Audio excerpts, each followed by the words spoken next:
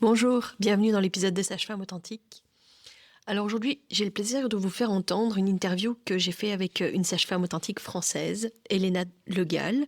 Vous avez peut-être entendu parler d'elle ces dernières semaines, malheureusement pour une situation assez complexe parce que depuis le 9 octobre 2025, elle a été suspendue par le Conseil de l'Ordre.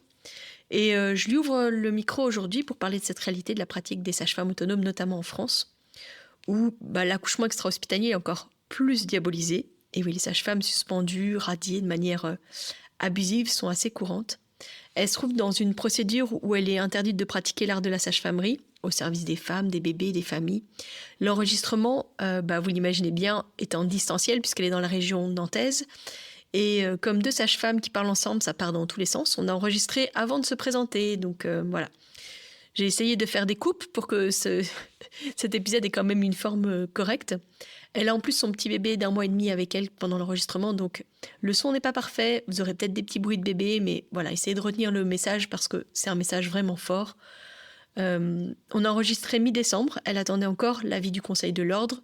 Et vous l'entendrez, elle espérait que la suspension prenne fin courant de l'année 2026.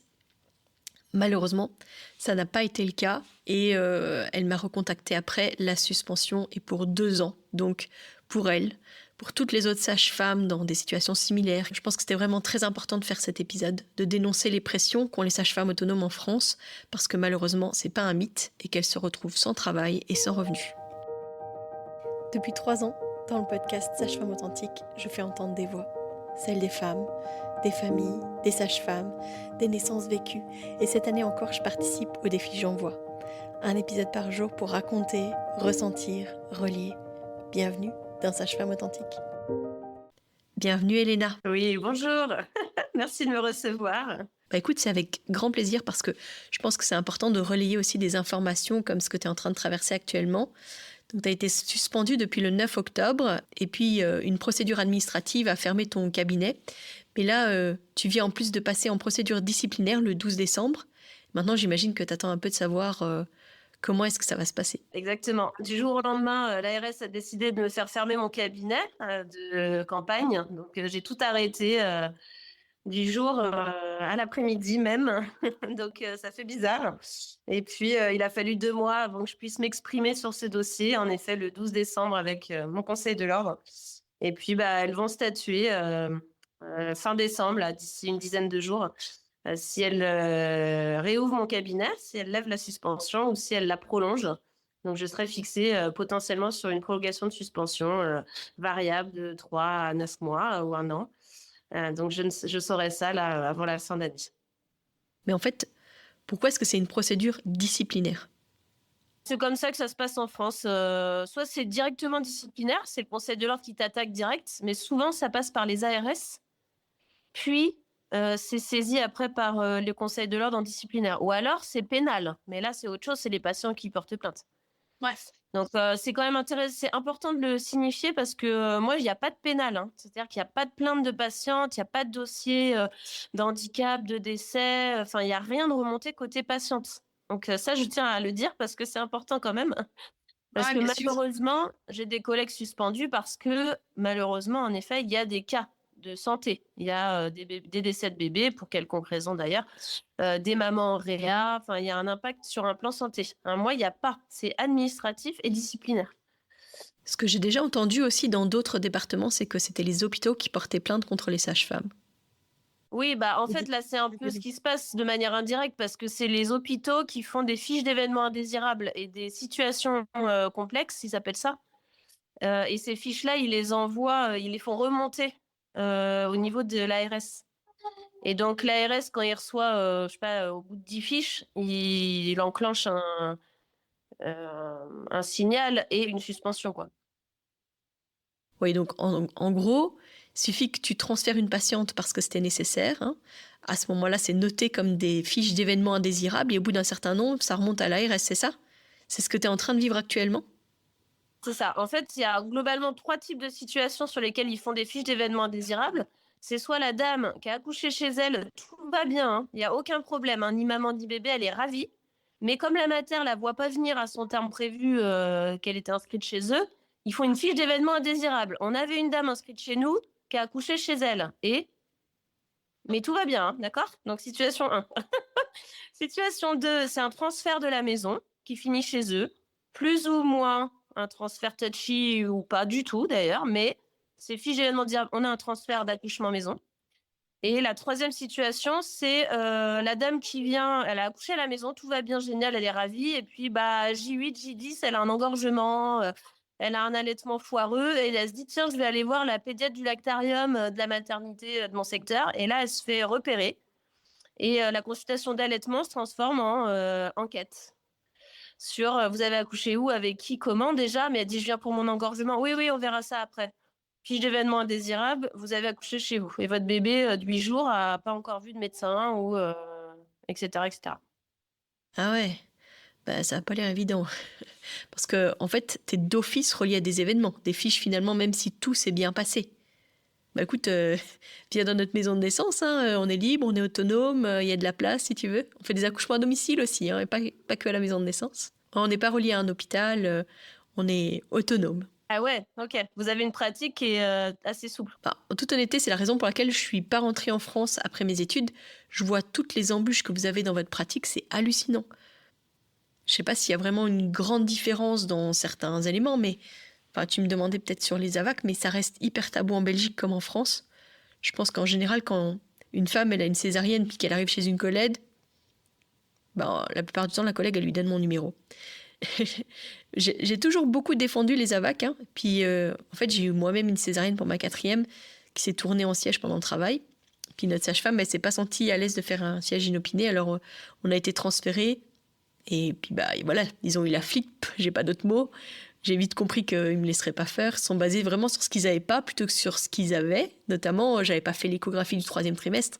Donc voilà, sauf que c'était mon 4e bébé, que ma 2e elle était née par siège voix basse.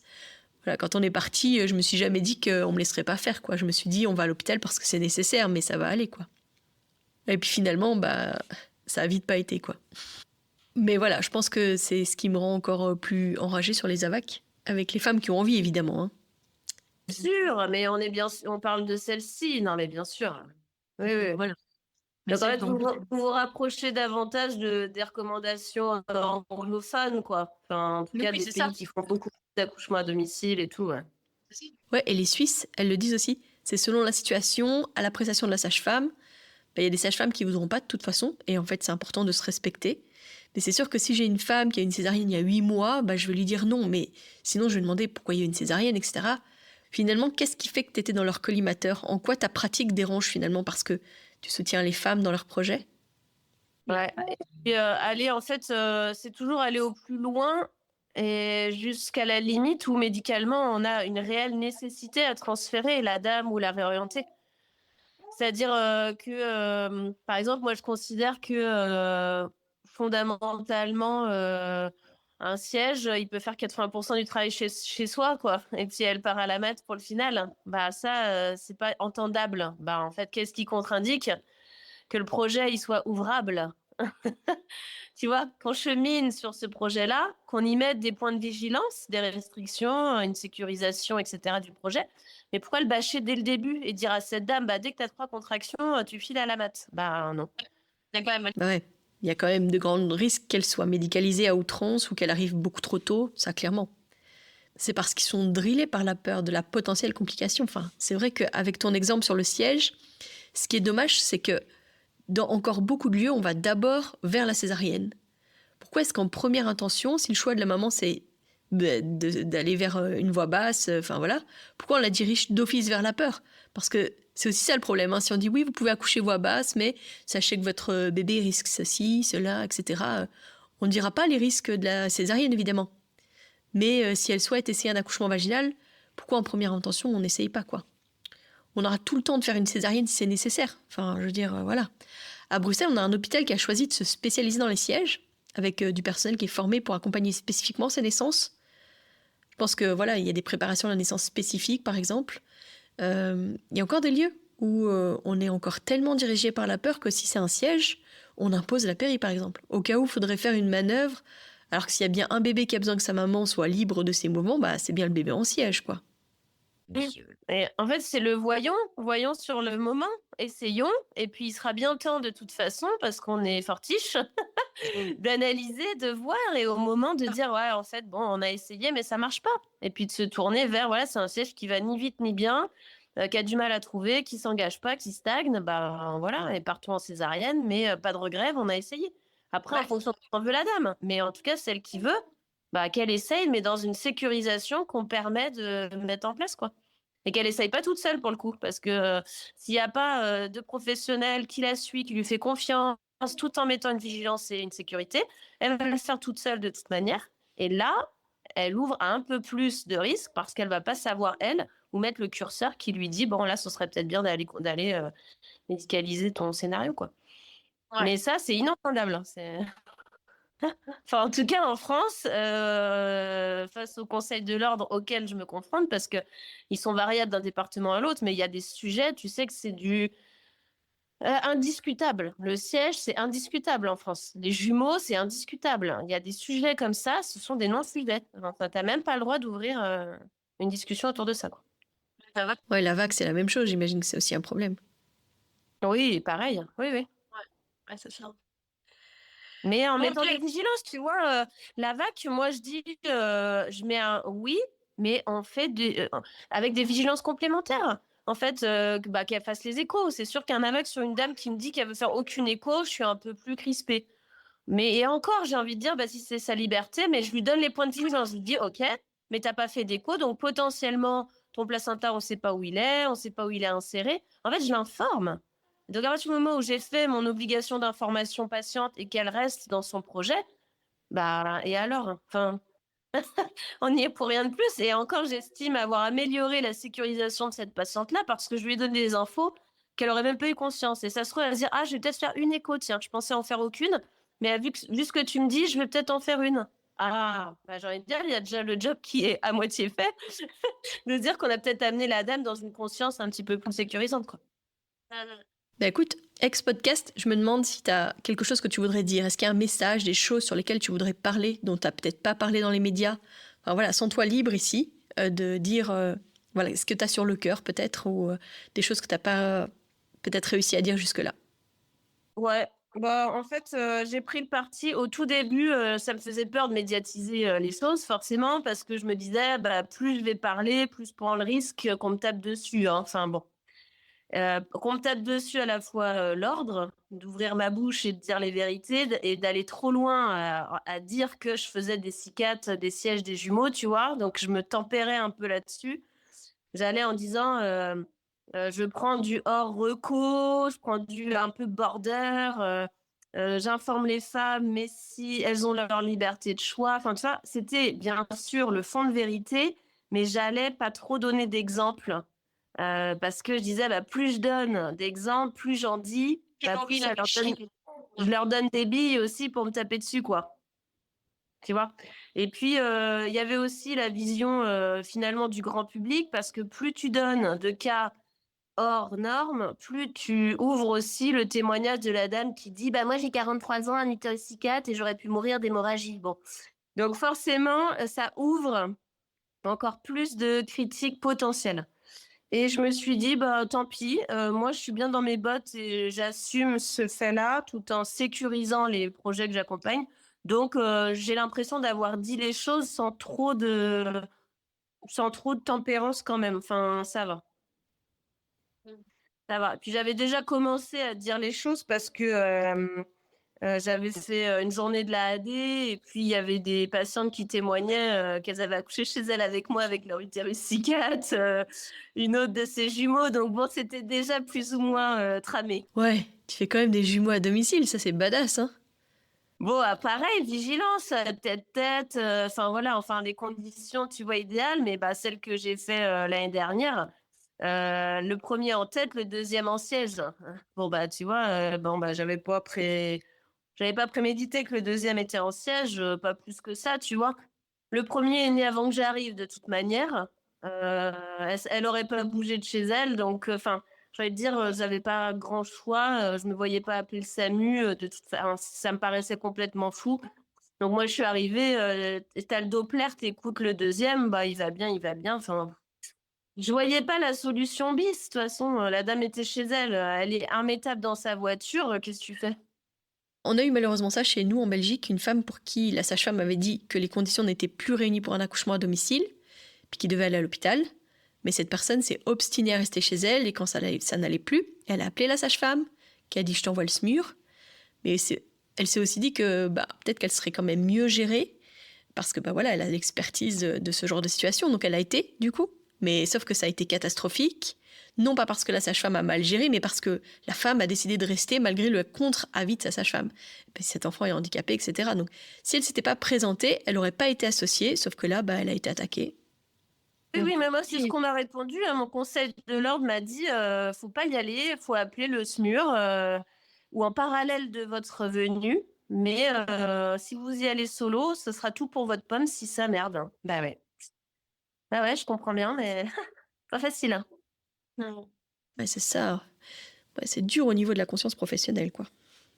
Mais après, sur des cas moins chauds, je veux dire, moi, je comprends pas que la femme de 42 ans qui est en pleine santé, voire en meilleure santé que celle de 25 qui fume ou qui va pas bien, enfin, tu vois, que d'emblée, ce soit un niet au projet, quoi. Pareil, la femme qui a un IMC un IMC un peu élevé, mais qui est bien plus sportive et bien plus en capacité physique et en conscience dans son corps que celle qui a un poids correct, mais qui est complètement déconnectée de ce qui se passe. Enfin, c'est complètement fou de ce type de critères. Le terme dépassé, c'est pareil, hein. Le terme dépassé et tout va bien. C'est pas pareil que le terme dépassé et il y a quelque chose à l'écho qui dit que voilà, les flux placentaires sont pas terribles, il y a des résistances, il n'y a pas de liquide, d'accord. Mais terme dépassé et tout va bien. Bon, bah, c'est quoi la contre-indication? Que 24 heures plus tard, tout aille mal d'un coup. Un scénario peut mal se passer, oui, mais ça peut mal se passer n'importe où. Mais si ça se passe mal à l'hôpital, personne n'est incriminé. Ça se passe mal à la maison, c'est dû à la maison. À partir du moment où on n'aura pas on n'aura pas descotché que un événement n'est pas forcément lié au lieu dans lequel il interagit, bah c'est foutu. C'est comme une dame qu'on transfère. Ça finit en césarienne, mais c'est pas parce que ça a commencé à la maison que ça a fini en césarienne. Mais ils vont faire forcément le lien. Mais oui, exactement. Derrière moi, on a transféré. On a malheureusement une petite série d'hémorragies là, mais bien gérée vu l'urgence, etc. Mais alors, et cette fois-là, l'anesthésiste, pendant l'anesthésie, il me dit vous voyez, c'est pour ça que moi, je ne conseillerais jamais d'accoucher à domicile. Mais je dis oui, mais en fait, vous ne voyez que dans ces situations-là. Donc vous imaginez que c'est ce qui se passe presque à chaque fois. Mais c'est pas le cas. Enfin, heureusement pas. Enfin, je pratiquerais pas si jamais c'était le cas, quoi. Il y a un biais de panel, il y a un amalgame des choses. Bon, quand je te rejoins, en fait, c'est-à-dire qu'on peut pas leur en vouloir, même si c'est quand même rageant, parce que la vision qu'ils ont est majoritairement, en effet, hémorragie à domicile. Mais en fait, c'est peut-être un cas sur 50 naissances ou plus d'ailleurs. Parce que pareil, moi, on va me dire, oh là là, t'en as transféré 3 cette année. Non, mais sur 80, en fait, vous avez notion de combien j'en fais, tu vois? Soit relativiser les données que vous avez. Parce qu'en effet, si j'en faisais que 10 et que j'en transfère 3, oui, c'est sûr que statistiquement, il faudrait peut-être revoir quelques trucs. Mais en fait, revoyez la proportion globale. Donc, de dire aussi les choses, ça m'a donné l'impression de leur donner aussi des données factuelles, parce que je cachais beaucoup combien j'en fais, tu vois, primi, multi, combien et depuis combien de temps. Donc là, de dire ça fait 15 ans, 800, et qu'ils se rendent compte qu'il n'y a pas tant de transferts globalement, ou tant de dossiers qui posent problème sur l'ensemble du nombre dont on parle, tu as envie de dire, waouh, vous redescendez parce que j'ai une meilleure statistique que vous sur les hémorragies, etc. Mais parce que mon public est globalement en bonne santé. Rebelote. On ne parle pas des mêmes patientes. On parle de patients qui sont des antécédents, etc. Bon, voilà. Et donc, comme ça fait 15 ans que je suis dans la même zone géographique, il y a un truc qui a pourri un peu en 15 ans et on n'arrive plus non plus à communiquer avec les maternités de mon secteur. C'est faux quand même, parce que tu peux dire qu'en 15 ans, tu as prouvé justement à quel point tu étais ancré avec ta pratique de comment tu mets de la sécurité autour des familles. Et malgré ça, en fait, c'est maintenant que ça te retombe dessus à cause d'une série d'événements indésirables, mais qui sont pas dus à une mauvaise pratique, quoi. Ouais, mais je pense que moi, mon erreur, c'est de ne pas avoir créé de lien avec les maternités ou les autres professionnels et je fais mon truc un peu toute seule. Après, c'est les choses de ma vie personnelle qui ont aussi fait que je travaille toute seule parce que j'avais d'autres choses à gérer et pas le temps de faire des petits courriers, d'appeler, gna gna gna. Tu vois, de mettre en place tout ce qui m'aurait peut-être facilité mon terrain de travail, d'avoir des relations diplomatiques avec les pros environnants. Ça, c'est sûr. Et je me retrouve là 15 ans après. Oui, vous faites du bon boulot, mais toute seule, vous faites votre tambouille, on n'est pas informé, il n'y a pas de communication suffisante, donc on ne peut pas vous faire confiance. Enfin, et hop, ça s'engrange. Moi, je parle des résultats. Est-ce qu'il y a des femmes qui se plaignent? Est-ce qu'il y a des soucis? Non. Mais c'est quoi le problème? Bah, qu'on ne se parle pas, qu'on communique pas, gna gna gna, tu vois. Donc c'est sûr que moi, ce qui m'a toujours intéressée, c'est de se centrer sur la patiente, mais apparemment, faut aussi être copain-copine avec les autres membres du réseau. Et vu que ça me parle pas, bah, ça m'a mis je pense, dans une situation solo. Ah ouais, mais parce que t'as pas de deuxième sage-femme en fait. T'as pas de collègue avec qui tu travailles dans le cadre des accouchements à domicile? Non. Parce qu'il n'y a pas de deuxième sage-femme. Honnêtement, j'ai essayé quand même. Pourtant, déjà pour te dire, je trouve pas de remplaçante en libéral. Alors, trouver une sage-femme qui fait de la AD, bon courage. J'ai essayé de compagnonner une jeune sage-femme à AD belge, enfin de formation belge qui est venue vers Nantes. Au bout de 6 mois, elle a été convoquée au Conseil de l'ordre de Nantes. Elle s'est pris une petite tape sur la main et puis elle m'a dit voilà, ça vaut pas la peine, hein, je vais arrêter. Donc, faut dire aussi que mon département n'est pas aidant ou soutenant. Les sages-femmes ont peur et elles ont peur partout où elles travaillent, hein. J'ai des sages-femmes qui me parlent en off en me disant tu dis pas qu'on s'est appelé, gna gna gna. Elles me parlent, elles sont pas du tout écoutées par leur hiérarchie, elles ont des pressions. Il y a des sages-femmes qui voudraient me remplacer en libéral qui me disent ma cadre m'interdit de te remplacer en libéral, sinon 3 petits points. Tu vois, sinon je serais virée de la mat. Enfin, en fait, c'est ça qui se passe dans le secteur nantais. Il y a un mal-être des professionnels du département, c'est clair et net. Il y a une petite maternité qui va fermer, donc autant dire que les sages-femmes, elles sont pas bien dans leur job. Et en fait, tout ça, ça me dessert aussi dans mon travail, c'est clair. Parce que des pros qui font mal, ils tapent sur les autres. Une cadre sage-femme d'une mater qui va fermer, elle est pas bien. Elle est pas bien alignée avec elle-même. Et donc, t'es catalyseur de son mal-être. Parce que moi, je fais ce que je veux, je suis électron libre, les patientes sont contentes. Alors, oh là là là. Et elle est dans son tapia d'hierarchie. Et voilà. Et la pédiatre, pareil, la pédiatre du lactarium qui va fermer, bah, elle est dégoûtée. Elle est en fin de carrière. Et je pense qu'elle est dégoûtée. Et donc, bah, au lieu, ouais, je sais pas, au lieu d'aider les jeunes, elle crache dessus, quoi. Il y a un mal-être global. Enfin, moi, c'est comme ça que je le perçois. Ça, c'est clair et net. Et puis nous aussi, on le sent. On a quand même aussi des collègues qui étaient des sages-femmes autonomes qui s'arrêtent parce qu'en fait, c'est lourd, c'est difficile. Enfin, c'est pas des conditions de travail qui sont évidentes. Tout le monde visualise le côté tellement beau, tellement merveilleux de notre job.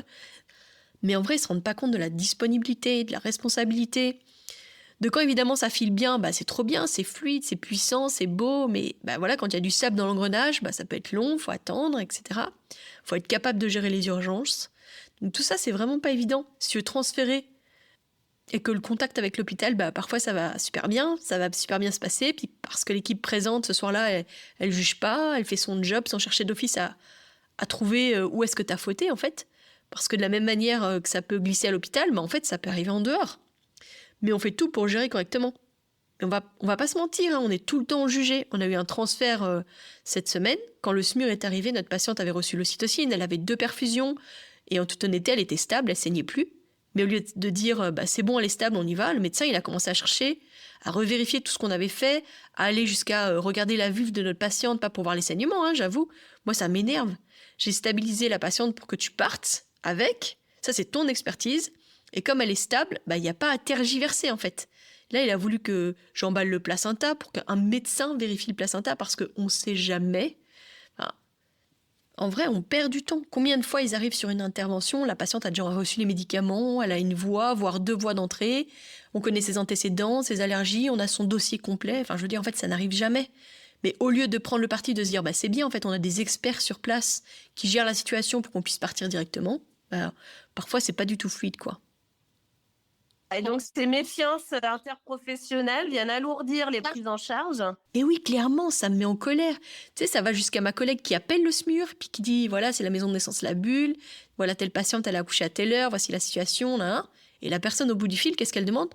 Vous pouvez m'expliquer, c'est quoi cette institution? Elle lui dit, bah, c'est la maison de naissance La Bulle, mais je vais pas taper la discute, là, hein. On a une patiente qui sienne, donc j'ai besoin que vous m'envoyiez le SMUR. Le pire, c'est que si on était monsieur, madame, tout le monde, on n'irait pas creuser comme ça, on nous enverrait quelqu'un à notre adresse, puis c'est tout. Putain, fais ton job rapide, efficace, et puis voilà. Ouais. Alors, c'est ce que j'ai réussi à dire un peu le 12 décembre là, à Rennes.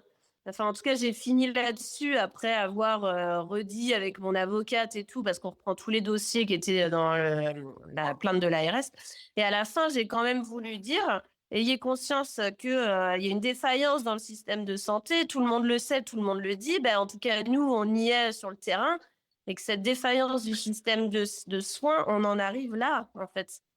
À la fois, on n'arrive pas à communiquer avec nos représentants de l'ordre, donc il faut venir au tribunal pour réussir à se parler. Vous voyez quand même où on en arrive.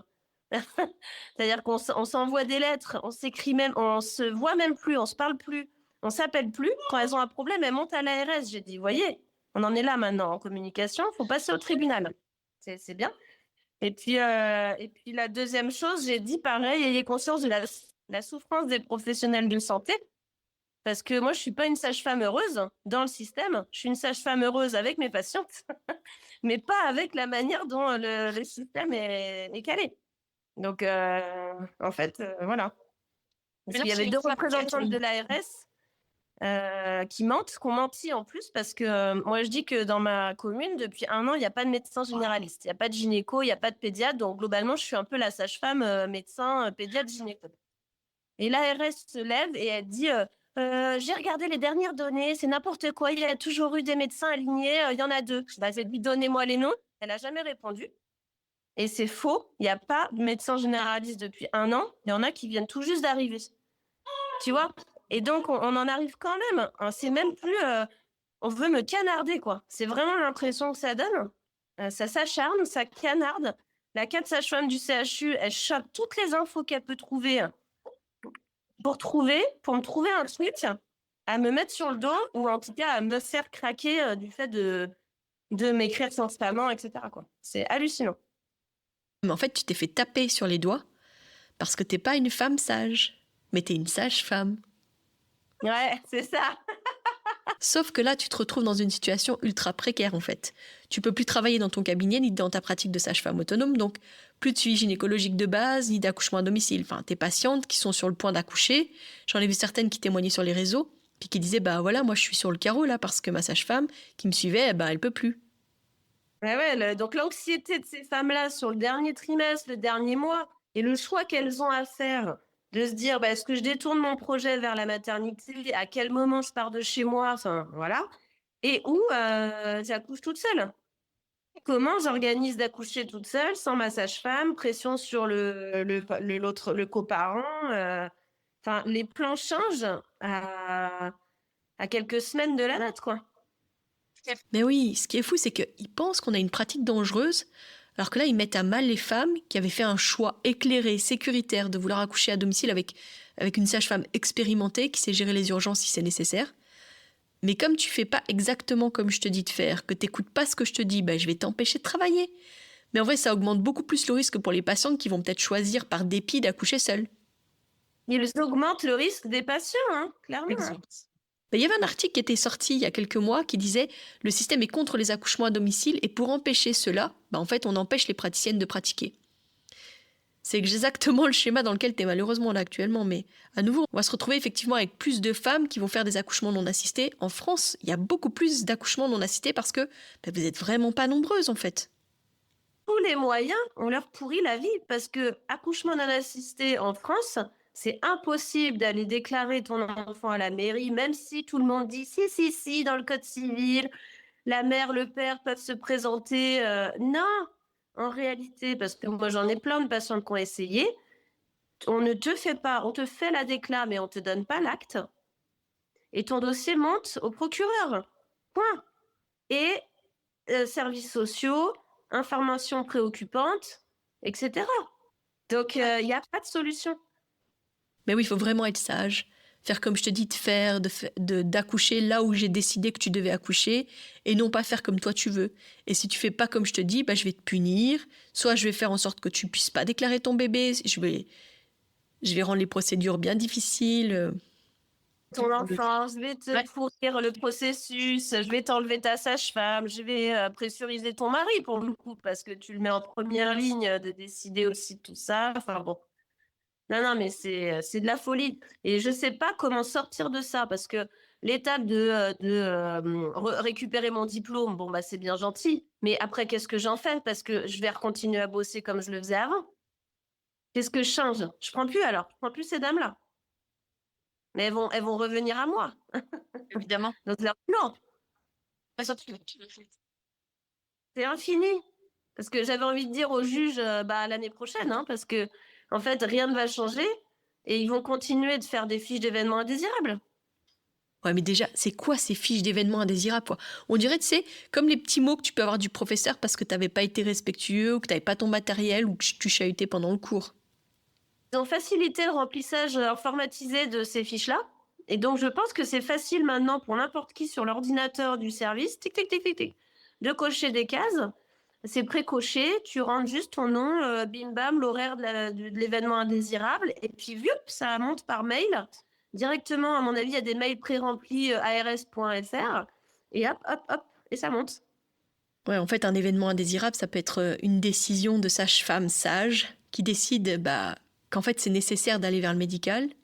Et en fait, on te tape sur les doigts parce que tu as eu une bonne pratique, que tu as reconnu tes limites, puis que tu sentais que pour la sécurité de ce bébé, de cette femme, fallait aller à l'hôpital. C'est la patiente qui accouche chez elle et qui est décelée par l'hôpital parce que son terme est dépassé puis qu'elle n'est pas venue.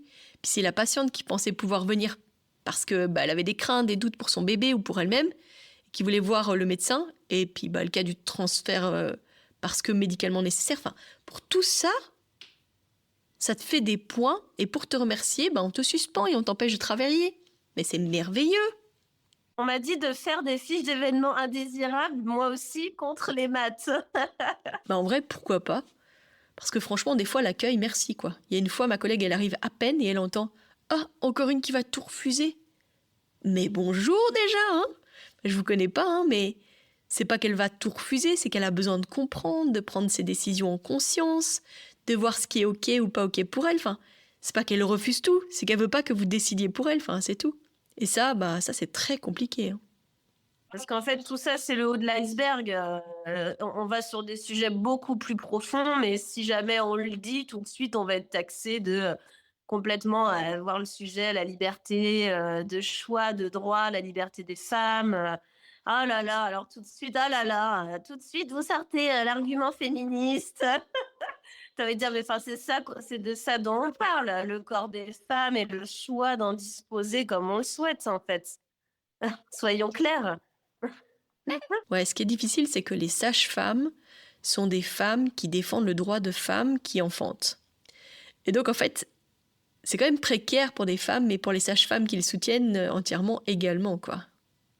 Et alors, l'ironie de l'histoire, c'est que ce sont des femmes qui sont les plus féroces avec moi. Des femmes qui ont des hauts postes.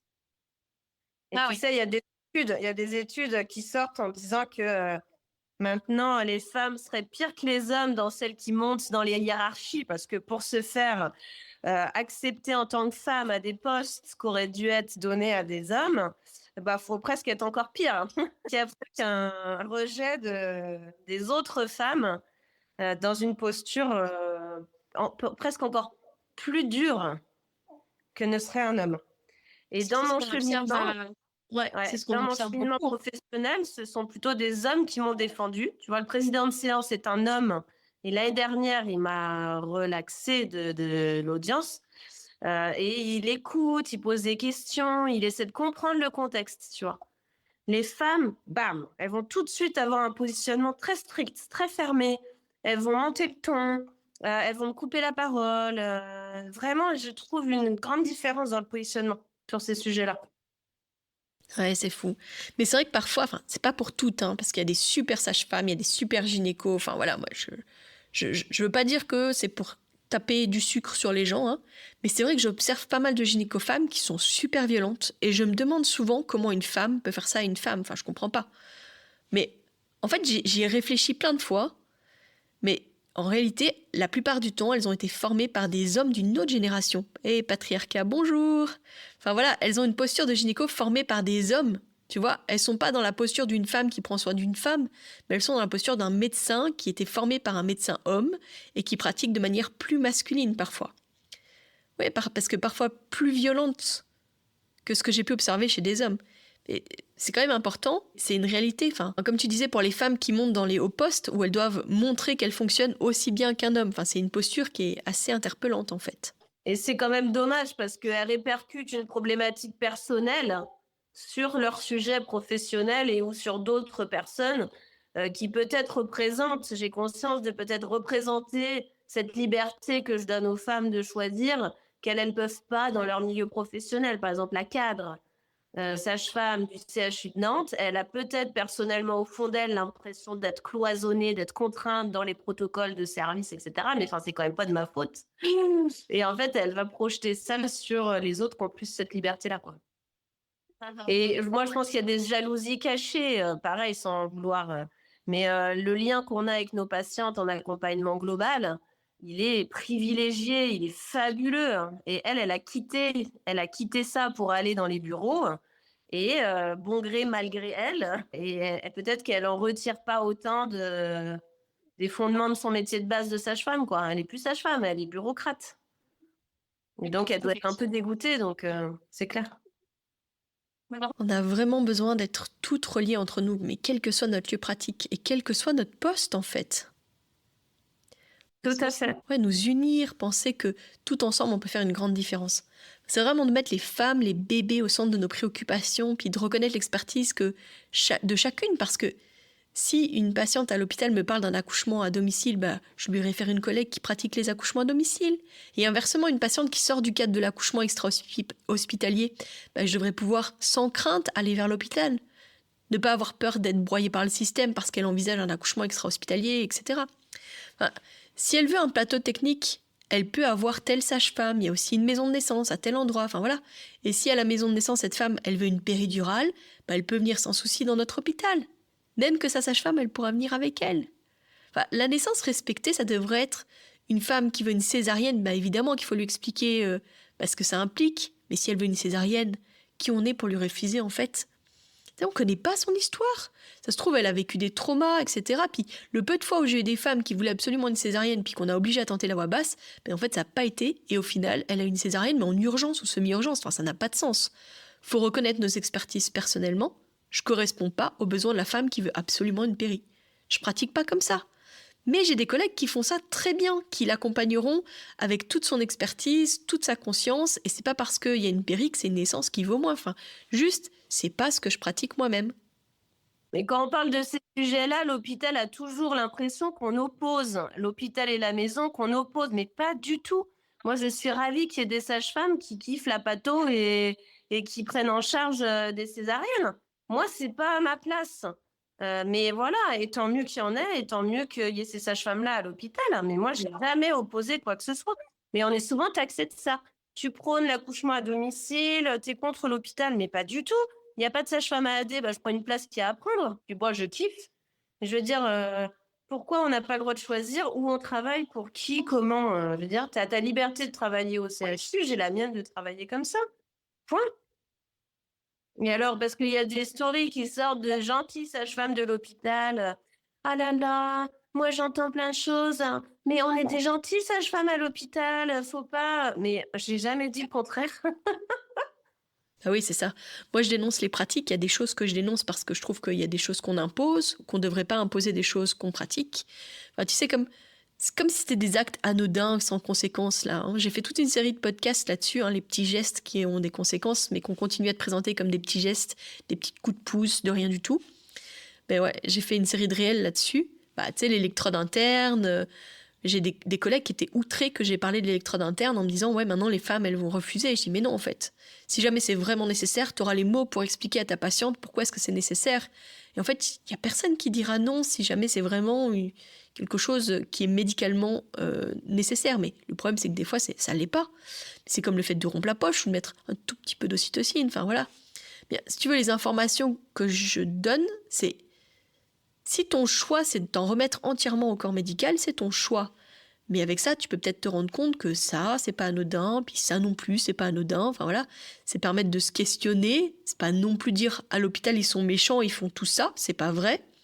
On peut avoir des très belles naissances à l'hôpital, mais faut pas se mentir, les protocoles, le stress des services qui fonctionnent à flux tendu, c'est une réalité.